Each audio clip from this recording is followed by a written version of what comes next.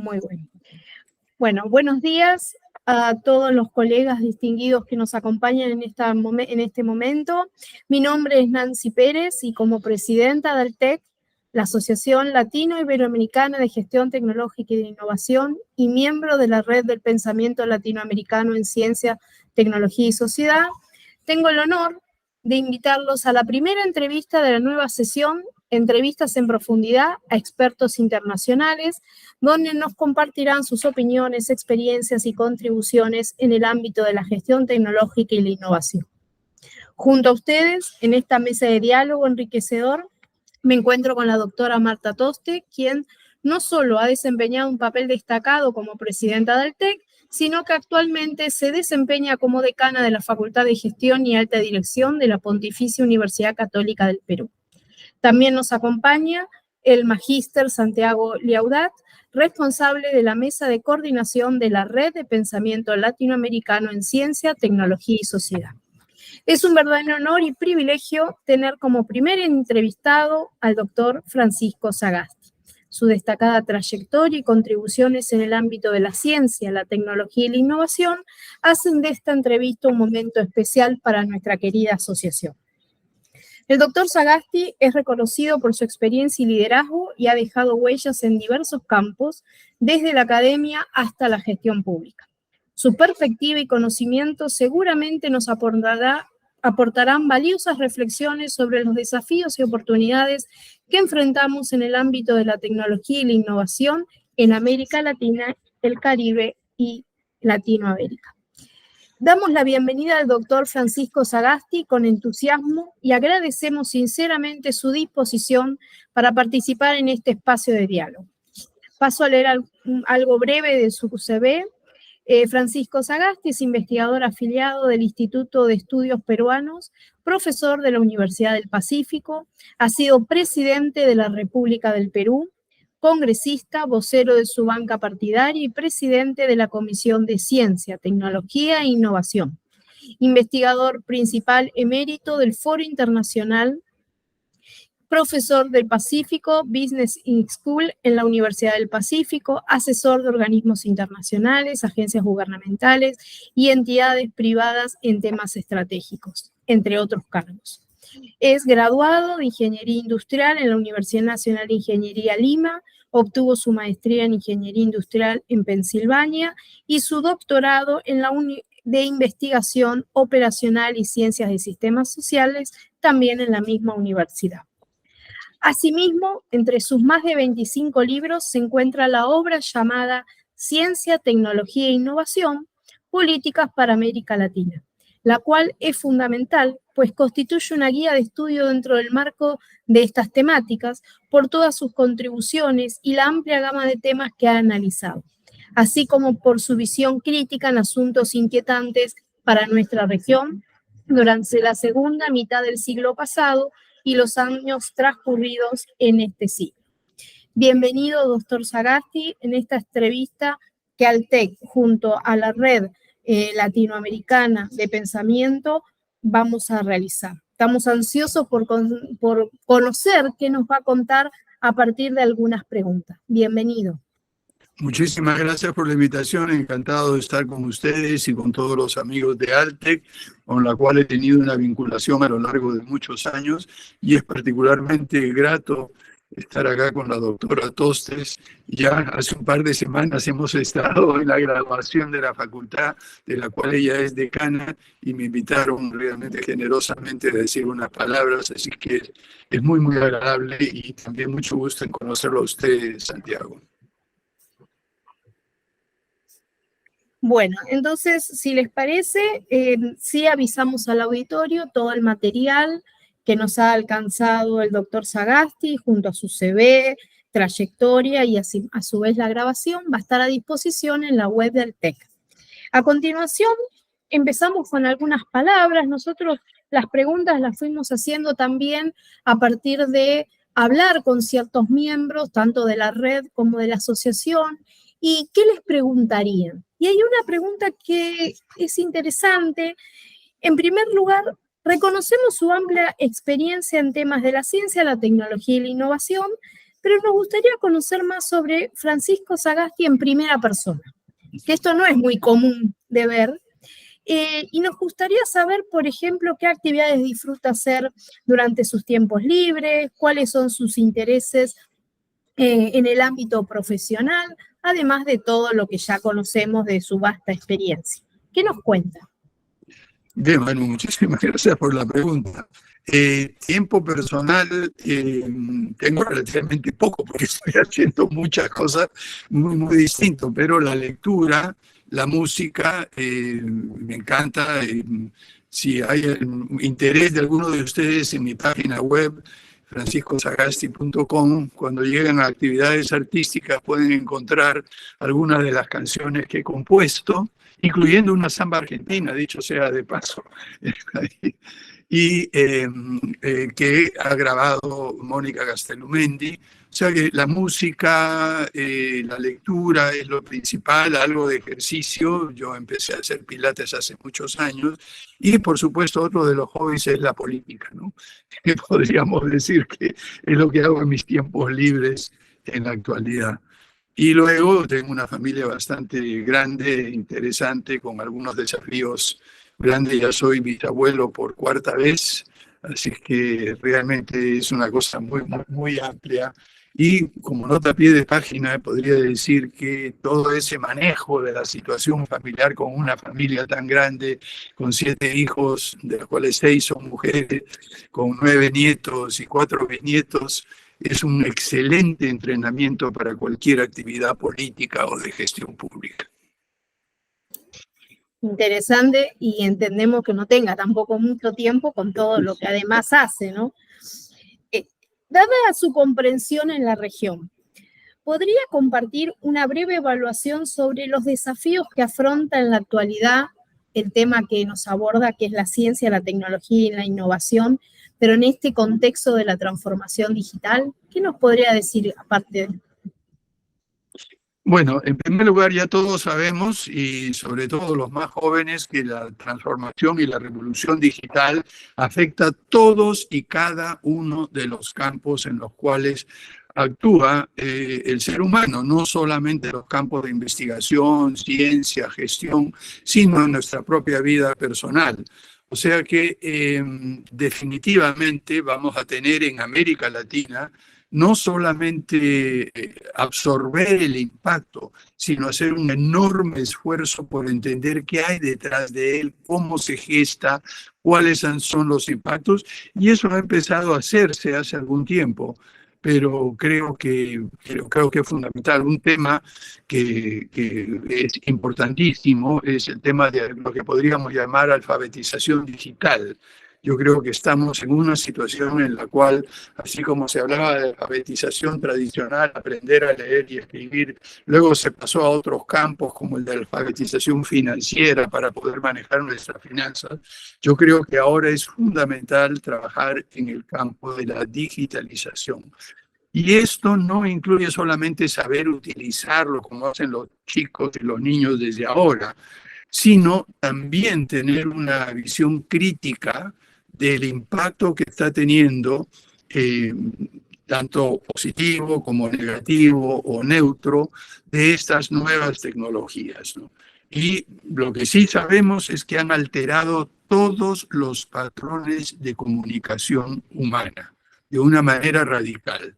Antes la comunicación era de uno a uno, o de uno a muchos a través de los medios masivos de comunicación, pero ahora es todos a todos. Es la primera vez en la historia en la cual en tiempo real todas las personas que estén conectadas en cualquier parte del mundo pueden acceder a información, a datos, etc. Nunca antes había sucedido eso. Y lo peor de todo es que de la misma manera, pero en un nivel mucho más amplio, en lo que sucedió durante los años en los cuales la imprenta se inventó y se difundió.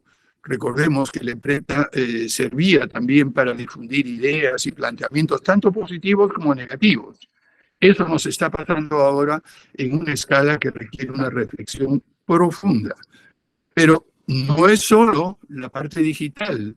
Hay otros campos, como el de los nuevos materiales, la biotecnología, las nuevas formas de energía, el uso de la biodiversidad y la agricultura, etcétera, que exigen un trabajo conjunto de la región, primero para hacer un seguimiento, segundo para entender y tercero para ver cómo utilizarlo de manera más efectiva, ¿no? Coincido en el 100%. Cuando uno trabaja, que a mí me toca trabajar en tecnologías, sin duda la alfabetización digital es tan importante, pero todavía lamentablemente muchos de nuestros países están bastante alejados de esta realidad. Santi, si te parece, Santiago, te doy la palabra para la próxima pregunta. Muchas gracias, Nancy. Bueno, doctor Sagasti, le hago la siguiente pregunta. La primarización de la región y el deterioro en los términos de intercambio contribuyen al subdesarrollo y aumentan la desigualdad global.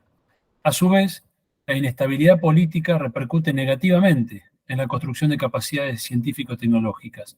Y surge el dilema entre abordar temas de frontera y la necesidad de mantener la relevancia local en las investigaciones. La pregunta que le hago es, ¿cómo conciliar la excelencia científica medible a nivel internacional con las necesidades y desafíos específicos a nivel local? Bueno, en primer lugar, este asunto del deterioro de los términos de intercambio, como lo vimos durante los primeros 15 años del siglo XXI, realmente tiene momentos en los cuales es agudo y en otros momentos en los cuales desaparece. Lo que sucedió entre 2002, 2003 y 2015, 2016 fue exactamente lo contrario. Por la enorme demanda de China, los precios de las materias primas hicieron que en vez de deteriorarse, al contrario, aumentaran. Y vimos el precio del petróleo, perdón, no solo el petróleo, sino también del cobre, de muchos metales que exporta nuestra región y también las exportaciones agroindustriales en prácticamente todos los países de la región. Entonces, esto del deterioro de los términos de intercambio a favor de las actividades puramente industriales tiene sus bemoles y hay que verlo de una manera un poco más integral. Esto ha dado origen a ideas tales como cómo es posible tomar las materias primas, ya no solo en el término de cómo industrializarlas de la manera en que la han industrializado los países que lo hicieron antes que nosotros en la región, sino cómo dar un salto cualitativo y ver qué hacemos con algunas de estas materias primas que tenemos en la actualidad. Por supuesto que, por ejemplo, en el campo de la agroindustria uno puede pasar a un procesamiento de los productos agrícolas. En el campo de la minería, por ejemplo, una cosa que he mencionado muchas veces, la transición energética está requiriendo toda una nueva gama de minerales raros. El litio es el más conocido, pero hay muchísimos más.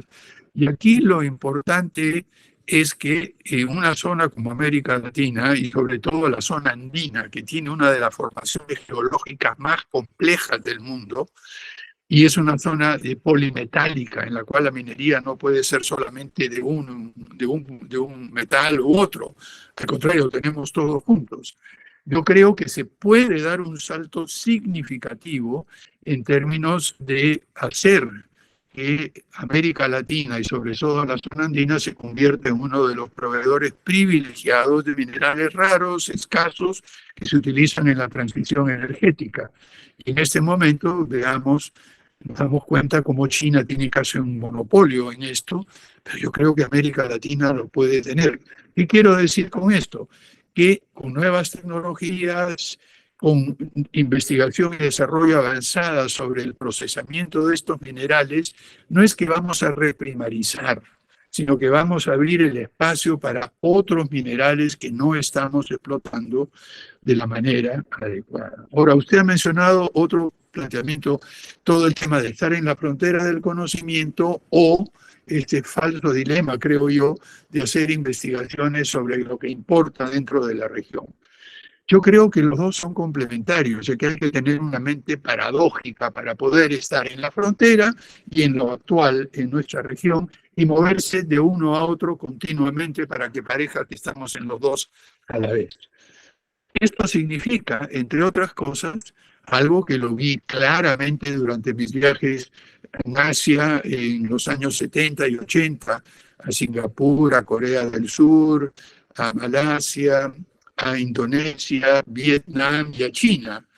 Todo el tema de anticipación estratégica, ¿no? De ir tratando de mirar hacia el futuro, a ver cuáles son los posibles desarrollos y prepararse para explorar cómo estos posibles desarrollos nos ayudan en los temas inmediatos que tenemos en la actualidad. Yo creo que este no es un tema. Le pondré otro caso. He hablado de minerales raros en los cuales hay que hacer labores de prospección, exploración, investigación sumamente avanzadas que involucran desde el uso de satélites hasta el uso de inteligencia artificial para buscar nuevas maneras de procesar estos minerales. En fin, hay toda una gama de posibilidades nuevas que requieren a la vez mirar la frontera y a la vez mirar lo que tenemos. Y lo mismo sucede con biodiversidad. Realmente estamos destruyendo la biodiversidad y ni siquiera hemos aprendido a conocerla lo suficiente. Y ahora existen herramientas, no solamente de tecnologías de información y satélite, sino nuevos procesos químicos, nuevos procesos de identificación de sustancias, etcétera, que nos permitirían realmente aprovechar de una manera significativa nuestra biodiversidad, usando, que es tradicional, dicho sea de paso. Una última cosa es que en este proceso no hay que dejar de lado el conocimiento y las prácticas tradicionales. Estas han evolucionado no a través de experimentos científicos, sino a través de lo que se hacía antes de la revolución científica, por prueba y error sistemática. Y a lo largo de cientos hasta milenios de años, las comunidades nativas han sabido cómo manejar la relación entre biodiversidad, ecosistemas, de tal forma de no agotarlos y de mantener los ecosistemas que sustentan la vida humana. Allí hay algo que mirar también. O sea que mirar a la frontera del conocimiento significa también mirar a la frontera del conocimiento tradicional. Muchas gracias. Comparto su punto de vista, ¿no? Efectivamente, uno puede pensar en estos ejemplos que usted dio, donde además uno puede identificar una frontera local o nacional de conocimiento, es decir, la agregación de valor a un proceso productivo a escala local es también innovación, aunque no sea la frontera tecnológica mundial, ¿no es cierto? Es decir, permite agregar valor localmente, generar trabajo, generar un crecimiento económico, etcétera, ¿no? Ahora, uno de todos modos puede identificar, y esta es la pregunta que quiero hacerle, si no existe un problema, en algunos casos por lo menos, de un seguidismo a la agenda científica del norte que puede implicar producir un conocimiento que no se aplica localmente, ¿no? Es decir, ¿este problema usted lo identifica? Mire, eso es cierto, pero está cambiando mucho, ¿no? Yo creo que eso es lo que algunos llamábamos hace tiempo, muchos años atrás, la fuga de cerebros interna. Digamos, teníamos la fuga de cerebros de quienes se iban al exterior y teníamos la fuga de cerebros interna de las cuales se quedaban en nuestros países, pero no investigaban nada que tuviera alguna relevancia. Eso está cambiando radicalmente, ¿no? Y ahí creo que, adelantándome a algún tema que quizá tocaremos más adelante, yo creo que hay que redefinir esta concepción de fuga de cerebros, ¿no? Una de las cosas que hemos aprendido, y en que algunos de nuestros maestros, como el mismo Marcel Roche, Jorge Sábato, Amílcar Herrera, en fin, nos decían, Alberto Guise, que la investigación básica, que aparentemente no tiene ninguna vinculación directa con las necesidades locales, tiene una importancia clave porque abre nuevos campos, forma gente, y luego uno nunca sabe de qué manera un desarrollo puramente científico más adelante no va a tener un impacto en nuestra propia sociedad. Y hemos tenido suficientes casos a través de la historia que nos demuestran que algo que parecía totalmente teórico y sin ninguna aplicación práctica, al final termina siendo un objeto de uso cotidiano, ¿no? Entonces, Lo que sí es importante es ver cómo y en qué campos desarrollar esa investigación científica, que algunos llaman básica, otros llaman en campos de frontera, que no tienen ninguna vinculación, entre comillas, con nuestras necesidades, y hay que ser muy creativo y tener mucha imaginación para poder anticipar algunas posibilidades. Mire, por ejemplo, un caso concreto. Cuando estuve en Corea en los años 70, vi que los coreanos estaban enviando desde CAIS, desde varios, de Korean Advanced Institute of Science y otras instituciones, un montón de personas al exterior a sacar sus doctorados y luego regresaban a la República de Corea. Y me acuerdo que uno de esos momentos, además de llevarlos a investigación sobre microelectrónica y todo, me enviaron a 4 PhDs, según me contaron, para trabajar sobre metalurgia en polvo. Decía, pero ¿qué tiene que ver la metalurgia en polvo con un país como Corea, que no tiene recursos minerales? ¿Qué va a hacer todo esto en detalle? Bueno, lo que ellos habían hecho a través de anticipación tecnológica, a través de mirar hacia el futuro, es darse cuenta que todos los productos dentro de los cuales iban guardados, encasillados los aparatos electrónicos, eran una mezcla de plástico y resina con minerales en polvo que se unían. Entonces, la metalurgia en polvo, a pesar de que no tenía ninguna aplicación, ellos ya anticipaban que dentro de 7 o 8 años podría haber un uso importante de la metalurgia en polvo. Y mandaron, bueno, no mandaron a 30 PhDs en eso, pero mandaron a 4 o 5 que trajeron toda el conocimiento de frontera. Y cuando llegó el momento de mejorar la capacidad de producción de todas estas grandes empresas electrónicas, ya tenían el conocimiento allí. Entonces, en ese sentido, creo que hay que ser muy juicioso y usar la anticipación estratégica en el campo tecnológico de manera juiciosa. La siguiente pregunta tiene que ver con la cuestión del financiamiento, ¿no?, para la ciencia y la tecnología en nuestra región. Y la pregunta es la siguiente. Bueno, la crónica falta de presupuesto para la ciencia, la tecnología y la innovación en América Latina plantea la pregunta acerca de por qué no hemos logrado consensos respecto a su importancia para el desarrollo, a diferencia de países emergentes en otras regiones. Y la pregunta es, ¿cuáles son los obstáculos que impiden la consolidación de acuerdos al respecto? Mire, yo recuerdo conversaciones con mis queridos maestros, que algunas fotos tengo atrás, y algunos otros más, como Miguel Bionche, Alberto Guise, etcétera, ¿no? Y el tema central que surgió es que tenemos una crisis de liderazgo político en la región que es brutal. Y una de las razones, me acuerdo que cuando vino acá Kun Mo-chun, que fue ministro de Ciencia y Tecnología en la República de Corea por un total de 15 años en 2 periodos distintos, me decía, qué raro. Aquí la mayoría de los presidentes, ministros, líderes políticos, congresistas, son abogados. O, me disculpan los sociólogos, los economistas, en Corea del Sur la mayoría de los políticos son ingenieros o son científicos. ¿Qué quiero decir con esto? De que mucha de la gente que está en posiciones de liderazgo no entiende ni comprende ni le da importancia a lo que es el conocimiento científico, tecnológico, la ingeniería.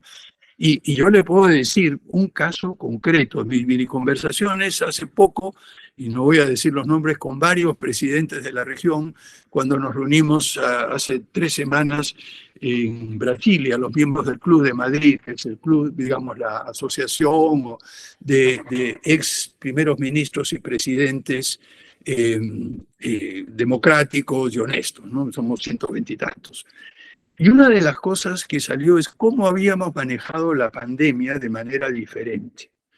En mi caso, yo que tengo una formación en ingeniería, en ciencias de gestión, bastante de economía y he seguido todo, una de mis tareas centrales fue tratar de entender exactamente qué estaba pasando con cada uno de los 9 proveedores de vacunas con los que estábamos negociando.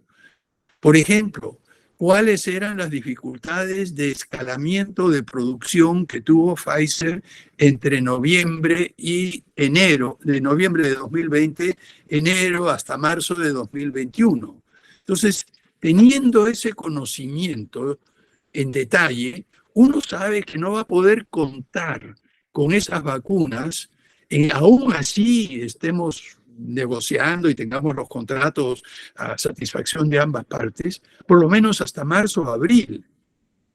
Entonces, conversaba con mis colegas y yo veía que ellos no entendían, por ejemplo, la diferencia que hay entre el paso de un experimento de laboratorio para crear una vacuna que produce pues unos cuantos cientos o máximo miles, a una planta piloto que produce pues 10.000, 20.000 dosis de vacuna, a una planta industrial que produce decenas o cientos de millones de vacunas. Cada etapa es totalmente diferente o distinta.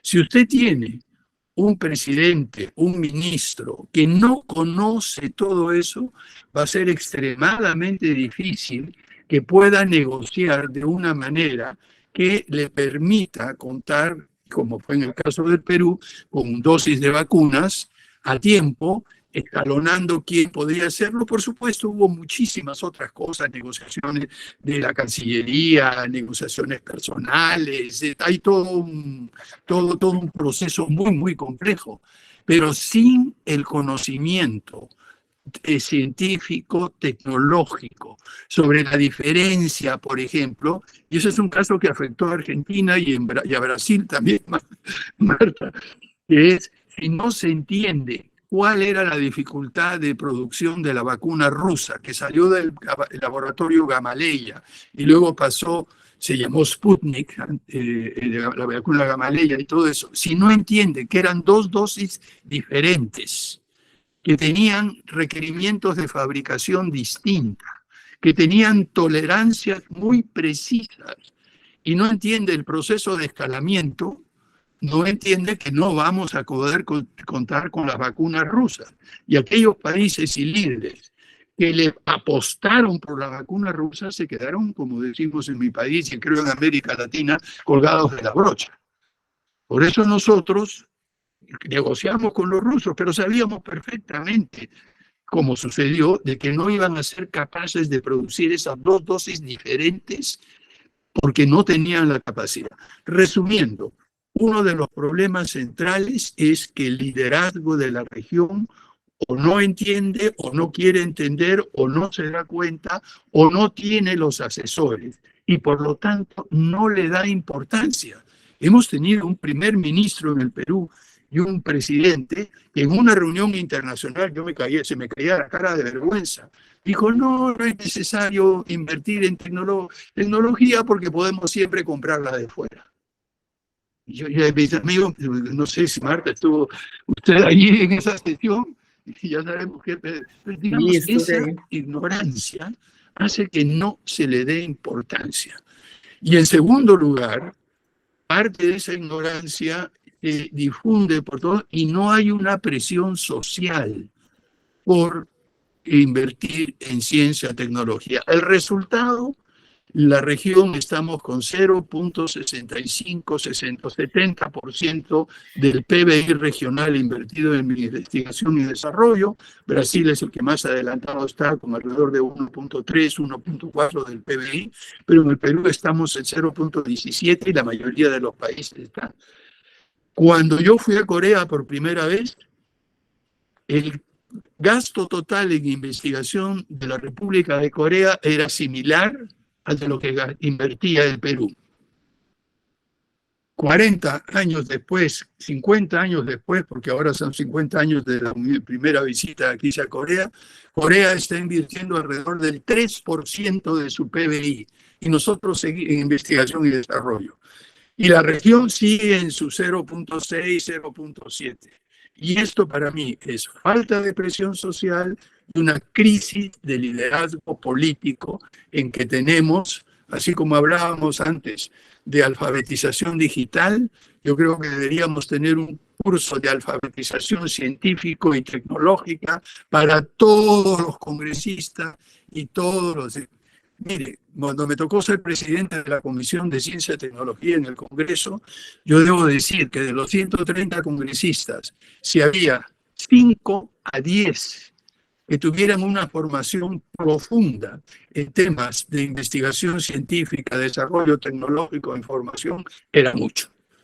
Y desgraciadamente creo que es bastante parecido en otros países de la región. Ya que ha hecho referencia a varios autores que usted mencionó como sus maestros, la pregunta es la siguiente ahora. Usted fue parte del movimiento de ideas que en los años 60 y 70 inauguró en la región los estudios sobre ciencia y tecnología. Tras medio siglo de aquella etapa pionera, ¿qué elementos mantienen vigencia y cuáles precisan ser revisados? Mire, hay varias cosas que mantienen su vigencia todavía y que son sumamente importantes. Por ejemplo, en ese momento, y esto fue lo que dio origen al proyecto sobre instrumentos de política científica y tecnológica que me tocó liderar en los años 70, gracias a una pregunta de Carlos Áñez, dicho sea de paso, que en ese momento era el presidente del CONICYT de Venezuela. Le dijeron que a mí me han nombrado presidente, yo ya sé a dónde tenemos que ir, pero lo que no sé es el cómo. ¿Cuál es el mecanismo operativo práctico para poner en práctica todas nuestras ideas y que afecten la realidad? Yo creo que esta idea de, por ejemplo, los instrumentos de política mantiene una vigencia. Todo el tema que el primero en plantearlo a nivel muy abstracto y general fue Amílcar Herrera, el concepto de políticas implícitas de ciencia y tecnología, que luego nosotros en este proyecto sobre instrumentos lo desarrollamos en profundidad y aprendimos algo que todavía le falta aprender a muchos líderes políticos e incluso a muchas personas en el campo de política científica y tecnológica. Es que el tema no es solo hacer políticas para ciencia, tecnología e innovación. Uno tiene que mirar el impacto de otras políticas. Política laboral, política financiera, política tributaria, política comercial, etcétera. Porque todas estas políticas contienen implícitamente algo de política científica y tecnológica que muchas veces va en contra de lo que queremos hacer en el campo de la política explícita de ciencia, tecnología e innovación. Entonces, esa idea central de que no se puede trabajar la política científica y tecnológica de manera aislada, me parece crucial. Sin embargo, todavía hay muchas personas que insisten con eso y entre ellos se encuentran los que yo he tratado de combatir a lo largo de los años, en algunos casos con éxito, en otros no, la creación de ministerios de ciencia y tecnología como un silo, cuando lo que deberíamos hacer es crear, como ahora lo hicimos en el Perú y me tocó a mí promulgar la ley de gobernanza de ciencia y tecnología, un consejo mucho más potente y más fuerte. Lo que no pude hacer, porque hubo muy poco tiempo, es plantear la ley de que cada ministerio debería dedicar al menos el 5% de su presupuesto a actividades de investigación científica, desarrollo tecnológico e innovación. ¿Para qué? Para que esto sea algo compartido por todo el gobierno. Es decir, lo que llaman en inglés el whole of government. El total del gobierno tiene que estar involucrado. En el momento que usted crea un ministerio, ya los otros ministerios dicen, ya que se encargue el ministro de Ciencia y Tecnología, yo me lavo las manos. Pero si usted logra hacer que todos y pone un instrumento, un elemento de coordinación, cambiar esas ideas todavía siguen vigentes, desgraciadamente no se han implementado. ¿Qué es lo que ya no nos sirve? Lo que no nos sirve es lo que dije anteriormente, este concepto de fuga de cerebros. Mire, a mí me interesa que peruanos estén en el exterior, pero eso sí, crear las condiciones para que puedan volver de vez en cuando. La pregunta que me hicieron sobre frontera de conocimiento o necesidades locales. Yo quisiera que los peruanos que están fuera, que están en la frontera, muchísimos de ellos, se pasen 6 meses al año, 3 meses al año, que se lleven y traigan personas para tenerlos allá en la frontera, pero que también ayuden a desarrollar eso, la capacidad local, desarrollar esa capacidad local. El problema es que las estructuras institucionales que tenemos en las universidades, tanto públicas como privadas, o asociaciones civiles, lo que tenemos en los centros de investigación públicos y privados, estas estructuras y los incentivos hacen que esta propuesta no sea bien recibida. ¿Por qué? Porque un profesor universitario que se ha pasado 15 años haciendo investigación con pocos recursos, quizás no es un genio, pero ha hecho algo más o menos positivo. Le traemos a alguien que gana 3 o 4 veces más, por lo menos, en el exterior y se ponga a trabajar en su universidad, va a surgir ciertos problemas. Vamos a tener que crear innovaciones institucionales para sobrepasar esta idea de fuga de cerebros y hacer una captura de estos cerebros durante cierto tiempo, de manera de trabajo en redes. Ahora todo se trabaja en redes a nivel mundial. Usted puede hacer un experimento y procesarlo en otro sitio, y además hay experimentos que se hacen a distancia, ya sabemos todo eso. Entonces, esa idea de fuga de cerebros tiene que ser repensada radicalmente para lograr lo que usted preguntó anteriormente, cómo mantenerse en la frontera y al mismo tiempo ser relevante. Lo más duro va a ser cambiar las normas, las reglas, los incentivos en las instituciones vinculadas a ciencia y tecnología en nuestro país. Y otra idea muy rápida para pasar, que también ha pasado de moda y que no debemos pensar en ella, es el proteccionismo tradicional que teníamos anteriormente de dejar a las industrias protegidas con la excusa de poder darles una protección temporal mientras estaban pasando de ser industrias, con lo que llaman en inglés infant industry, industrias infantiles. Eso no ha funcionado en ninguna parte. Entonces tenemos que dejar esa concepción de lado y tratar de evitar que de ser industrias protegidas en su infancia se conviertan en lo que llaman los gringos spoiled teenagers, entre unas industrias adolescentes totalmente mal portadas, ¿no? Y eso es claro. En los años 80 hice un estudio sobre un sector industrial en el Perú que tenía mucha protección y me di cuenta de que ahí primaba la ley del menor esfuerzo tecnológico. Es decir, las empresas en ese sector solo recurrían a la innovación tecnológica cuando cualquier otra forma de competir o coludirse entre ellas no les daba resultado. ¿Por qué? Porque estaban protegidos, habían creado carteles, se apañaban los unos a los otros, había un clima muy confortable, las empresas un poquito más avanzadas subsidiaban a las más atrasadas para mantener en la situación como estaba, pero eso sí, todos con barreras arancelarias. Resultado, un estancamiento del sector durante al menos 20 años en esta rama específica, ¿no? También el registro de contratos de licencia que planteó el Pacto Andino, el concepto, por ejemplo, que teníamos en los 70 del programa metal mecánico del Pacto Andino, que trataba de distribuir de entre los países del Pacto Andino la producción metal mecánica. Bolivia hace motores entre 1.500 centímetros cúbicos a 2.500. Venezuela hace de 2.500 para arriba. Un dirigismo que presuponía una especie de conocimiento omnisciente de quienes dirigían la política y no tenía la menor idea de cuáles eran las motivaciones, los incentivos reales de los productores industriales en este campo. O sea que hay cosas que permanecen, pero hay muchas que tenemos que dejar de lado, ¿no?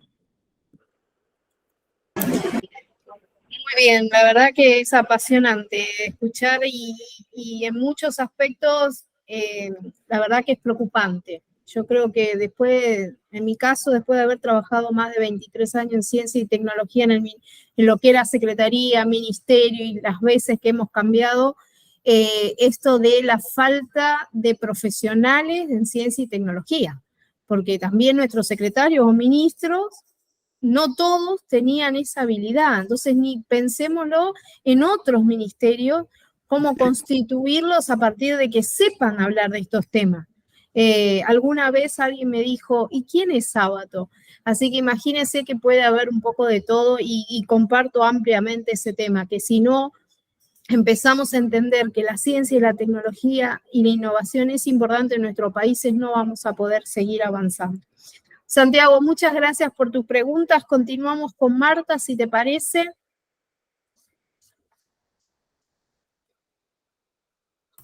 Bueno, muchísimas gracias por estar acá presente y escuchar las reflexiones, ¿no?, tan relevantes de Francisco Sagasti con la experiencia y el conocimiento. Quisiera volver un poco al futuro, porque hemos empezado por allí, ¿no?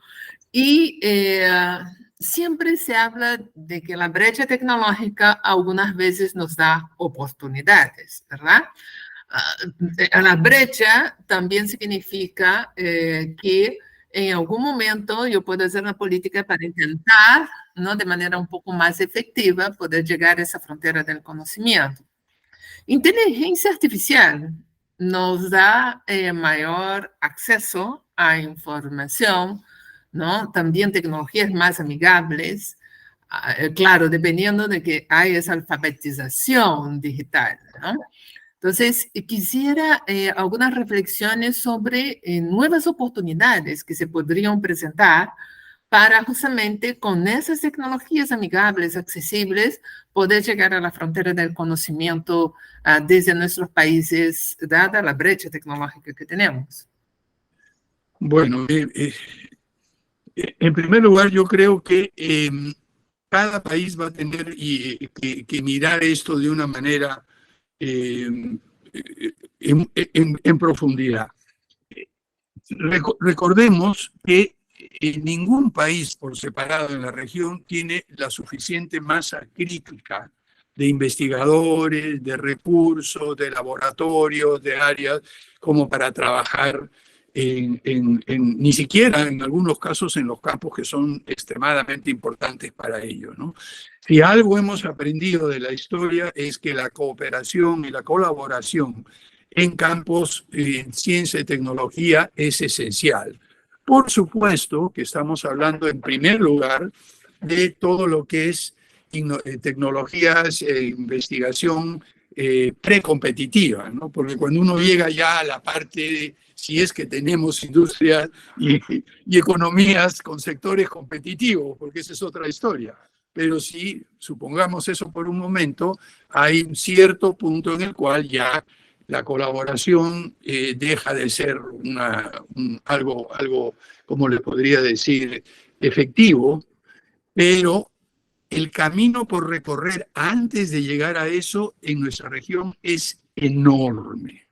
Entonces, lo que he tratado desde hace muchos años de promover, y acá sigo el mismo camino de mis queridos maestros, que siempre trataban de proponer la idea de colaboración. Por ejemplo, el Programa Regional de Desarrollo Científico y Tecnológico que se manejó en la OEA, que fue resultado de la primera reunión de presidentes en Punta del Este, otras en 1967, otra reunión en 1969. El contexto político de ese momento era un contexto de la pugna entre Estados Unidos y la Unión Soviética, la Revolución Cubana, y por parte de los Estados Unidos hubo un deseo muy, muy importante de apoyar a la región. De ahí ustedes recuerdan el tema de la Alianza para el Progreso y una serie de cosas de cooperación. Pero una cosa especial fue el Programa Regional de Desarrollo Científico y Tecnológico que se manejó desde el Departamento de Asuntos Científicos de la OEA y la división de desarrollo tecnológico que manejó Máximo Alchi, ¿no? Lo que hizo este programa es identificar alrededor de unas 7 u 8 áreas de cooperación en la región. Por ejemplo, el programa en el área de metal mecánico, en el área de metalurgia, que armó Jorge Sábato, tuvo un impacto importantísimo en el desarrollo. Ustedes en Argentina lo conocen muy, muy bien. Dio un salto no solo a Argentina, sino varios otros países de la región. Tenía la peculiaridad de que este programa, Estados Unidos contribuía $2 por cada dólar que ponían los latinoamericanos, ¿no? Y eso, pero cuando llegó Ronald Reagan y cambió todo el esquema, para 5 años después de su llegada ya había desaparecido todo esto, etc. ¿Qué quiero decir con eso, Marta, ¿no? Que creo que una de las maneras esenciales va a ser para reducir la brecha tecnológica, aumentar las inversiones y crear nuestra capacidad, es conjuntamente identificar una media docena o máximo una docena de áreas de colaboración, trabajo conjunto, intercambio de personal. Para mí, doctorados de consorcios en áreas críticas hechos entre varias universidades de la región son quizá uno de los vehículos más importantes. No hablo de maestrías porque ya sabemos que nuestras universidades en toda la región dependen de la maestría para sus ingresos y cada una quiere ir por su lado. Pero doctorados de alto nivel, yo creo que sí se puede hacer algo sumamente importante y estamos tratando de proponer eso. Y ahora el contexto es totalmente diferente. La Unión Soviética ya no existe, pero un momento, China y su presencia en América Latina. Entonces, tratar de convencer a Europa, a los Estados Unidos, a Japón, a Canadá y a otros países como Corea, que nos ayuden dentro de la región latinoamericana, así como antes Estados Unidos ponía $2 por uno, que ellos pongan una contraparte a lo que pondríamos nosotros. Y tratar de desarrollar el equivalente funcional, como dicen los sociólogos, el equivalente funcional de lo que fue el Programa Regional de Desarrollo Científico y Tecnológico hace más de 50 años. Como esto se hizo en una cumbre hace más de casi 60 años, yo creo que la cumbre de Santo Domingo, que va a ser en 2026, si hacemos un trabajo previo, coordinado, con instituciones como el BID, como la UNESCO, como la CEPAL, instituciones como el National Academy of Sciences, el International Development Research Center, el IRC de Canadá, la Unión Europea y sus programas, tenemos tiempo suficiente para llegar a armar estos programas que he mencionado anteriormente y lanzar una meta de que América Latina duplique en menos de 10 años su inversión en ciencia, tecnología e innovación y específicamente en investigación y desarrollo para pasar de un promedio de 0,67, 0,70 o de acuerdo a algunos cálculos un poquito más, por lo menos a 1,5 o 1,8 en el lapso de 10 años. Esto es posible. Yo lo he visto con mis ojos en varios países de sudeste asiático, en China.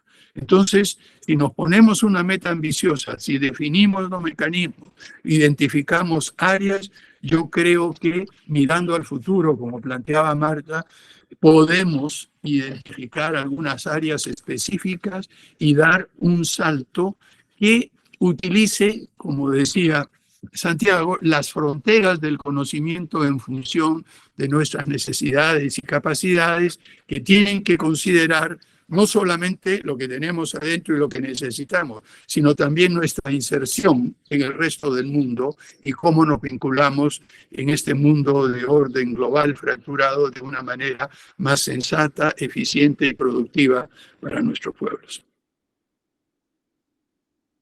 Bien, muchísimas gracias. Ahora entonces quisiera ir al cómo, que muchas de las ideas justamente ya lo has planteado, pero en términos de gobernanza hay un actor fundamental en nuestros países que son las empresas y las agremiaciones en particular, ¿no? ¿Cómo involucrar? ¿no? ¿Qué tipo de sistema de gobernanza podríamos utilizar? Ya no estoy hablando de ministerios o de comités o comisiones, como ya se ha mencionado, la posición quedó clara, ¿no?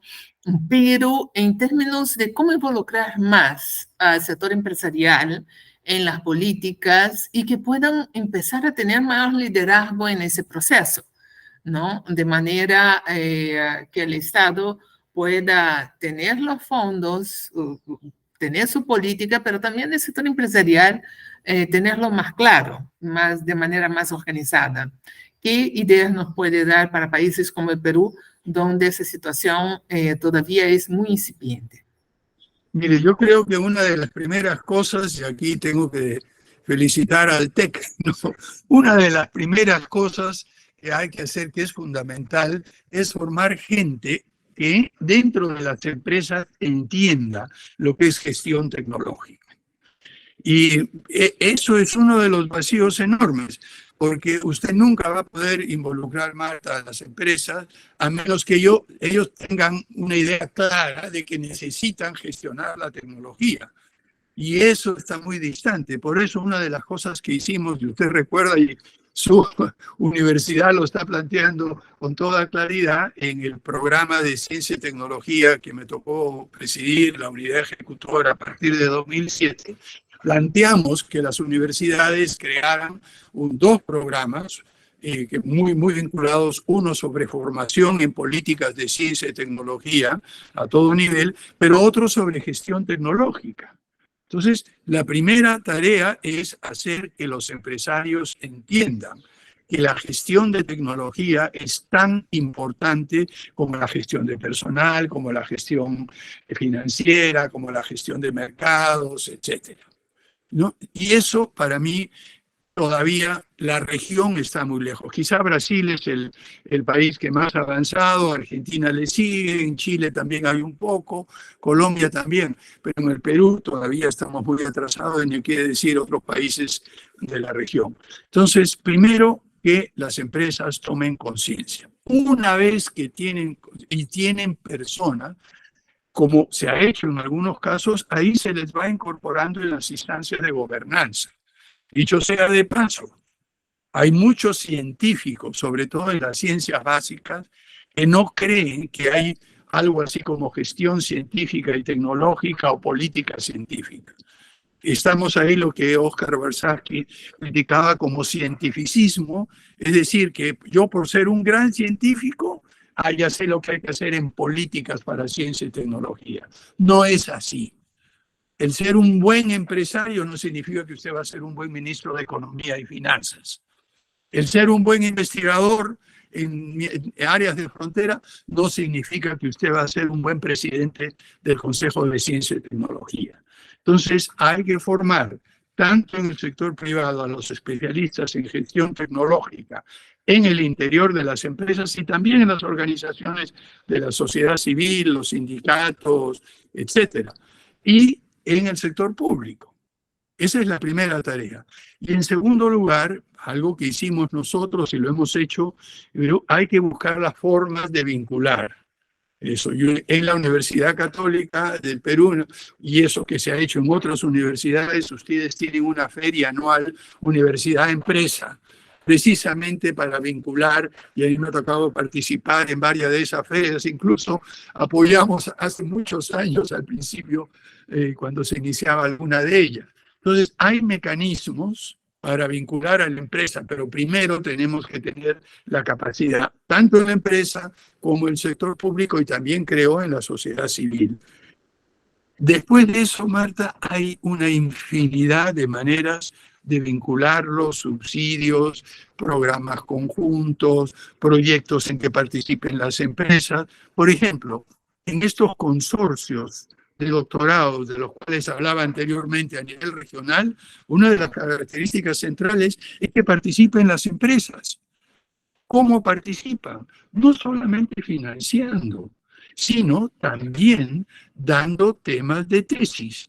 Le voy a dar un ejemplo de aquí del Perú que me parece clave y de lo cual aprendí de mi querido amigo y maestro, que en paz descanse, Alberto Benavides de la Quintana, el gran empresario minero. Yo recuerdo hace 40 años, cuando recién empezábamos a conversar de estos temas, Alberto Benavides de la empresa Buenaventura, que él fundó cuando se salió del Cerro de Pasco. Bueno, una cosa curiosa, él era funcionario de la Cerro de Pasco Corporation. Cuando decidió salirse de la empresa y crear su propia empresa, ¿sabe lo que hizo la Cerro de Pasco? En vez de decirle, no, quédate, le dijo, muy bien, ándate, pero nosotros queremos ser accionistas de tu empresa. Esa fue una de las primeras cosas. La segunda cosa que sucedió con Alberto, que me hizo pensar mucho, un día me dijo, mira, yo he tenido el acceso a la mano de obra calificada de más alto nivel del mundo a un precio bajísimo. Yo le digo, ¿cómo hiciste eso? Bueno, mira, me dije, cuando empecé con Buenaventura y quería hacer un mapeo geológico de la mina de Julcani en Huancavelica, me di cuenta que no teníamos suficientes geólogos. Me di cuenta también que el Colorado School of Mines era una de las, digamos, principales universidades en geología. Así que me fui al Colorado School of Mines y ofrecí dar becas a los estudiantes de doctorado para que hagan su tesis de doctorado sobre la geología de minas Julcani. Y se consiguió lo mejor de la frontera del conocimiento dándoles becas en la mina Julcani y la mapeó y todavía sigue en producción más de 40 años después, gracias a esa inversión inicial en 4 o 5 PhD que mapearon todo el detalle. Ellos sacaron su doctorado, esto lo les pagó lo que era una beca de doctorado y su estadía en Huancavelica, ¿no?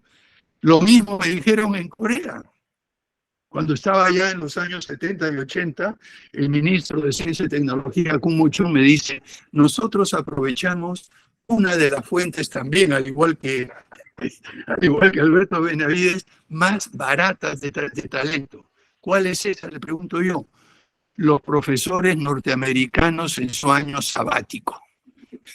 Como ya están pagados, nosotros los invitamos a venir a Corea, que vengan con sus familias, les pagamos la estadía, les damos seminarios si quieren hacer, los dejamos en total libertad y los invitamos a pasarse 6 a 9 meses en Corea mientras recibían su sueldo de año sabático. Entonces, ¿qué quiero decir con esto? Mire, que es posible en empresas, en cooperación internacional, buscar maneras de aprovechar el conocimiento más avanzado, siendo un poco creativos, como lo fue Alberto Benavides hace un buen tiempo, ¿no? Claramente. Bueno, muchísimas gracias. Sí, Marta. Bueno, gracias por estar. Y para ir cerrando, sabe que Altec cumplió 40 años en este año. Por supuesto que Altec hace muchos años que viene trabajando en la formación de recursos humanos, sobre todo en todo lo que tiene que ver con gestores tecnológicos y de innovación. Muchos de ellos iniciamos con Altec nuestras carreras. Yo quería preguntarle alguna sugerencia que nos pueda dar para concentrar esfuerzos en estos próximos 40 años que nos toca seguir trabajando en Altec. ¿En dónde usted invertiría algún esfuerzo? ¿En qué tema cree que Altec se ha alejado o que tendríamos que reforzar un poco más? Mire, bueno, no sé cómo será en 40 años, yo ya no voy a estar acá definitivamente, así que, pero siempre me ha gustado mirar. Yo creo que además de los dos temas que usted ha mencionado, Nancy, el tema de formación de gestores, tanto empresariales como de políticas de ciencia y tecnología, yo creo que Altec podría hacer algo en el campo de difusión de una manera mucho más amplia. Ahora todos los chicos, todas las personas tienen este aparatito que no existía hace 20 años y ahora es imposible que ninguno de nosotros se pase menos de 1 hora y media, 2 horas todo el día mirándolo, ¿no? Y los jóvenes se pasan algún tiempo más, ¿no? Entonces hay maneras de llegar, sobre todo a las generaciones más jóvenes, con programas de difusión. Yo lo que sugeriría hacer una serie de, así como han hecho esta entrevista, pero cosas un poco más concretas, historias de éxito, historias también de errores cometidos y cómo se subsanaron, si llegaron a subsanarse, y empezar una labor de difusión mucho más amplia que cree ese segundo componente del cual hablaba anteriormente. Yo les hablé de tener políticos con un nivel de conocimiento, de entendimiento más o menos razonable de ciencia y tecnología, pero también hablé de una presión social. Entonces, lo que Altec podría hacer durante los próximos 40 años es ayudar que se genere esa presión social a través de la difusión. Y aquí hay que ser un poquito más creativos con algo equivalente a lo que son las masterclass, clases que tienen, que ustedes ven en YouTube, en programas cortos, en uso de videos de TikTok, en publicaciones dirigidas a los estudiantes en estos campos, en la difusión de material y al utilizar todo lo que son las tecnologías de información. No hemos hablado de inteligencia artificial, que también es algo sumamente interesante y que yo soy bastante más sobrio en mis apreciaciones sobre lo que puede hacer. Y quizá una nota a pie de página, porque no llegamos a hablar sobre los temas de tecnología de frontera. Y para dar mi opinión antes de cerrar esta entrevista, todo el mundo está preocupado porque la inteligencia artificial está avanzando, subiendo continuamente. Ya estamos en la inteligencia generativa, en un campo específico, y vamos a pasar a la general y todo eso, ¿no? Pero eso asume que mientras avanza la inteligencia artificial, la inteligencia humana se queda estancada y que esto va a ir así. No ese es el caso. La historia de la humanidad nos demuestra que cada avance en un instrumento se convierte en algo que se permite aumentar la capacidad humana para utilizarlo. Entonces estamos en un proceso de ir subiendo gradualmente y lo que tenemos que hacer es, como ya está pasando, por ejemplo, todos aquellos que enseñamos, ver cómo usamos ChatGPT y todos estos programas de inteligencia artificial en nuestras clases, sin tratar de evitar y poder discriminar aquellas cosas y enseñarle a nuestros alumnos cómo manejarla mejor. Yo creo que, por ejemplo, algún programa de difusión de Altec sobre las posibilidades reales de lo que es y los límites de la inteligencia artificial y qué cosas se necesitaría a nivel de políticas públicas y a nivel de trabajo en las empresas y en la sociedad civil para hacer un mejor uso de ella, yo creo que sería algo esencial. Y así mostrar casos y todos y difundir y ayudar a crear esa presión social que tanta falta nos hace para motivar a nuestros políticos. Sin duda, un aporte, bueno, ya a 40 le agregaría 60, porque realmente esos temas me parecen sumamente interesantes. La semana pasada tuvimos una reunión, un debate con jóvenes desde Altec y realmente ellos están muy involucrados. Ese grupo, por ejemplo, que trabajaba el tema del futuro, el tema de la prospectiva, la vigilancia tecnológica, estaba muy identificado con que no había alguien que lo fuera a apoyar, de quién aprendían, quién les podía contar un poco de historia. Y me llamaba la atención, porque bueno, uno formó parte de Altec durante muchos años y aprendí de muchos de los que integraron Altec, y bueno, y esa necesidad también de tener referentes, que a mí me parece que en la actualidad lo que se ha perdido con los jóvenes es eso, es que no conozcan esos grandes como un Sábato, como un Amílcar Herrera, como un Barsaschi, como un Sagasti, como un Manuel Marí, que ellos no conocen y la verdad que es una lástima porque todo lo que podamos hacer nosotros desde Altec lo vamos a estar haciendo y me parece que los jóvenes son esenciales si queremos 40 años más de esta querida asociación. Bueno, en particular, ¿qué decirle? Súper agradecida de su generosidad, de su tiempo, de su expertise. Para nosotros era muy importante la posibilidad de tenerlo junto a nosotros, que nos cuente su experiencia, que lo cuente todo aquello que nosotros leímos, pero desde sus palabras. y en representación de nuestros miembros y también de quienes nos acompañan, bueno, nuevamente muy agradecidos. Todo este material va a estar a disposición y realmente ha sido un placer escucharlo y que esto ojalá también podamos en las nuevas generaciones hacer hincapié de lo importante que son aquellos que nos han enseñado en estos temas que nosotros lo amamos, lo trabajamos diariamente, que es la ciencia, la tecnología y la innovación.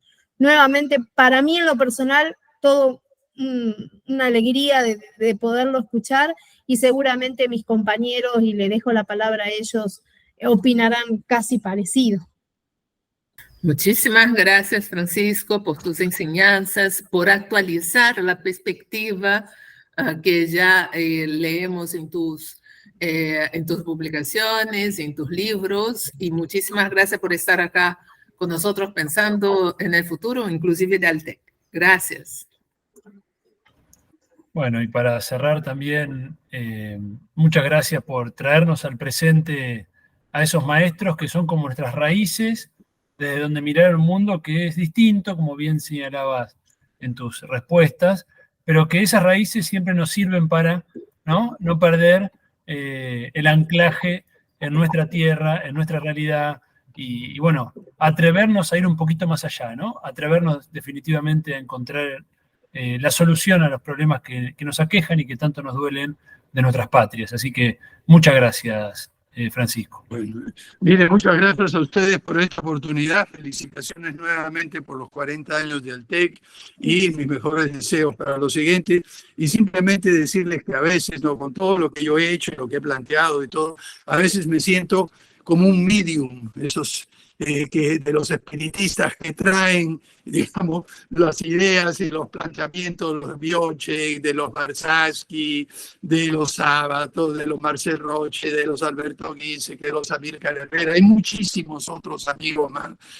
Manolo Marí, que acaba de fallecer, según me han indicado hace poco, lo siento muchísimo, del Gordo Martínez Vidal, tantas personas que contribuyeron enormemente a plantear este conjunto de ideas innovadoras que, como ustedes han mencionado, fue en los años 60 y 70, justo antes de la década perdida y los autoritarismos, logró hacer una revolución que desgraciadamente se quedó en el campo de las ideas. Bueno, ahora es la ocasión y la oportunidad de retomarlas y mirar al futuro con una fe mucho más clara y fuerte en el potencial que tiene el conocimiento científico, el desarrollo tecnológico, la innovación en el futuro de nuestra región. Gracias por la oportunidad de compartir estas ideas con ustedes. A ustedes. Muchas gracias. Sí, Manuel inclusive dejó una de sus preguntas previamente, así que nada, gracias nuevamente por estar y quedamos a disposición. Y para el resto de las personas que están viendo este video, muy agradecida también por el apoyo. Sé que muchos también nos han acompañado en este proceso, así que nuevamente nos veremos en otra entrevista de diferentes países que vamos a ir teniendo en nuestro querido Altec. Un abrazo enorme, gracias Marta, gracias Santiago por acompañarnos. Un abrazo enorme, Francisco. Gracias. Chao. Gracias a ustedes. Adiós, adiós. Bueno, me tengo que ir volando. Escúchame, Nancy. Chao. Espérame que estoy tratando de cerrar. A ver si me deja.